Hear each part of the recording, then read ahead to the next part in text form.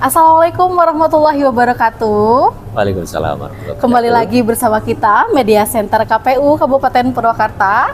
Sahabat Bengras, kali ini kita akan bincang-bincang bersama Bapak Ius. Ya. Bapak, mohon perkenalkan. Ya, baik. Assalamualaikum warahmatullahi wabarakatuh. Sahabat Bengras dimanapun Anda berada, saya Ius Junedi Rusli. Saya hari ini selaku PLT Kepala Badan Kesbangpol Kabupaten Purwakarta yang diamanahi oleh pimpinan untuk menjabat sampai dengan mungkin nanti dilakukan untuk seleksi open bidding untuk Kepala Badan Kesbangpol Kabupaten Purwakarta.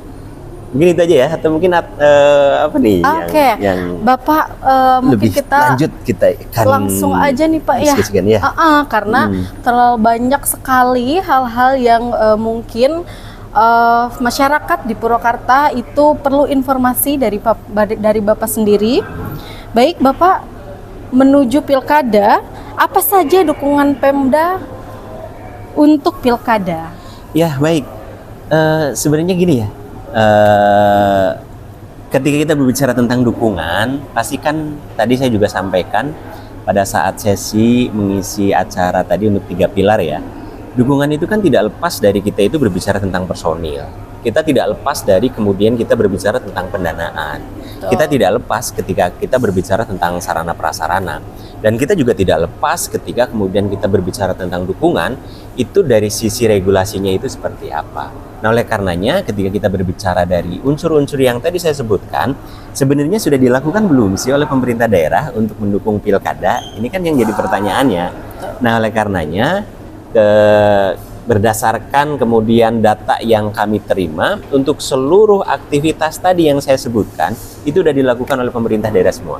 Personil kami mendukung badan ad hoc yang ada di Kabupaten Purwakarta, baik dari sisi fasilitas pada saat seleksinya, kemudian dukungan untuk yang anggota PPK ketika ada yang dari sekretariat PPK-nya ya, yang ada yang dari PNS-nya kami berikan izin dan lain sebagainya. Kemudian dari pembiayaan juga untuk KPU Bawaslu itu udah selesai alhamdulillahnya untuk Kabupaten Purwakarta 100%. Tinggal mungkin nanti kita berbicara tentang untuk biaya pengamanannya. Betul. Terus dari sisi sarana prasarana tadi, walaupun mungkin tadi ada yang bertanya tentang sekretariatan, tapi insya Allah itu sudah solve lah. Insya Allah hanya tinggal dikomunikasikan saja, insya Allah itu udah selesai. Jadi sebenarnya kalau dari sisi dukungan, pemerintah daerah sudah sangat mendukung sekali pelaksanaan pilkada tahun 2024 ini. Jadi ya sahabat Bengras dimanapun berada, insya Allah dari pemerintah daerah itu sudah support, tinggal pelaksanaan dari penyelenggaranya saja untuk kemudian melakukan tahapan-tahapan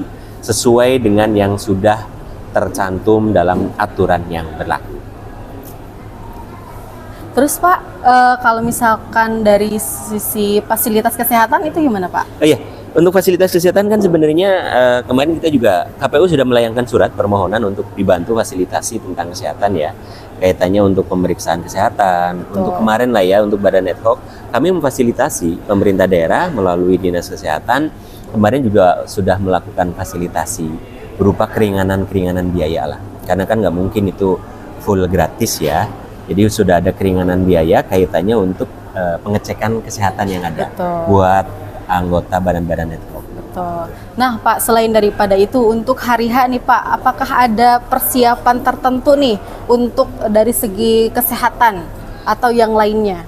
Hari H yang mana dulu nih? Hari H untuk pilkada pada saat tahapan apa? Tahapan pada tanggal 27? Iya, tanggal 27. Ya sebenarnya sih kalau untuk tahapan 27 kan sebenarnya itu adalah kalau memang berbicara permainan sepak bola mah itu finalnya ya. Iya betul. Itu adalah hari di mana pelaksanaan pemilihan kepala daerah secara langsung itu dilaksanakan di seluruh kabupaten kota ataupun di provinsi yang ada di Indonesia ini. Jadi kalaupun untuk kemudian apa kemudian fasilitas kesehatan ya, kami semuanya kalau memang dari sisi pendanaan kan udah memberikan semua ke KPU Bawaslu.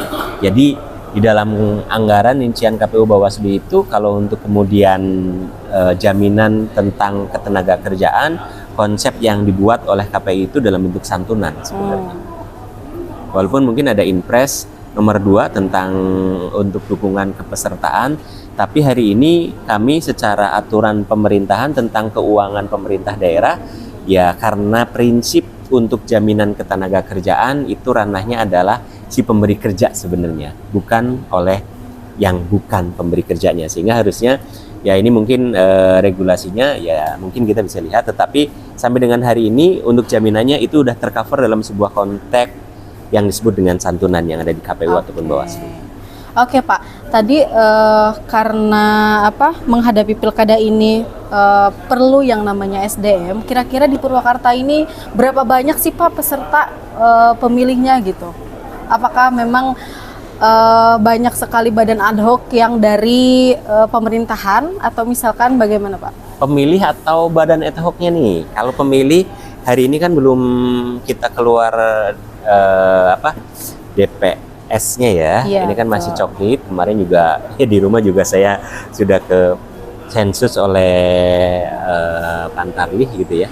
Tapi ya kita tunggu saja sih nanti untuk daftar pemilihnya ya, kira-kira nanti berapa. Kalau pemilu itu kan sekitar, kalau nggak salah presisinya ya, saya lupa lagi, sekitar 730 sekianan lah ya, 730 sekian ribu lah. Saya lupa lagi presisinya ya, saya lupa lagi sekian presisinya. Tapi untuk pilkada ya nanti kita lihat aja hasilnya, nanti seperti apa hasil kemudian pemutakhiran data yang dilakukan oleh KPU.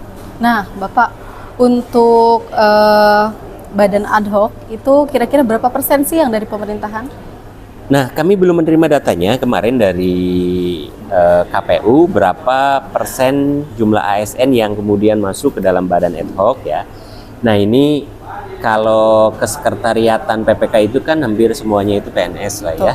Jadi berapa jumlah ASN yang ada di badan ad hoc, kami belum mendapatkan informasinya dari KPU. Mungkin nanti kita akan coba minta supaya itu menjadi bank data di kami, berapa banyak anggota ASN yang masuk ke dalam badan ad hoc. Kalau pesannya itu yang pertama, laksanakan tugas sesuai dengan aturan yang berlaku. Jangan sampai para penyelenggara untuk pilkada itu tidak melakukan tugas sesuai dengan aturan yang berlaku. Kalau pesan yang paling saya garis bawahi sih ada di wilayah itu. Kemudian tetap jaga kesehatan ya, tetap jaga kesehatan untuk semuanya. Semoga untuk pelaksanaan pilkada tahun 2024 ini bisa berjalan dengan aman, lancar, tanpa ekses apapun. Dan sesuai dengan motonya, Bengras dan Gemilang. Jadi melaksanakan pilkada ini secara riang gembira. Kalau memang mungkin tadi yang disampaikan oleh KPU bahwasanya ini adalah pesta sehingga harus riang gembira. Mungkin itu sih seperti itu. Baik Bapak, terima kasih atas bincang-bincang kali ini. Semoga Bapak selalu sehat selalu dan selalu mensupport KPU Kabupaten Purwakarta. Ya, terima kasih Bapak. Sama-sama. Terima kasih semuanya.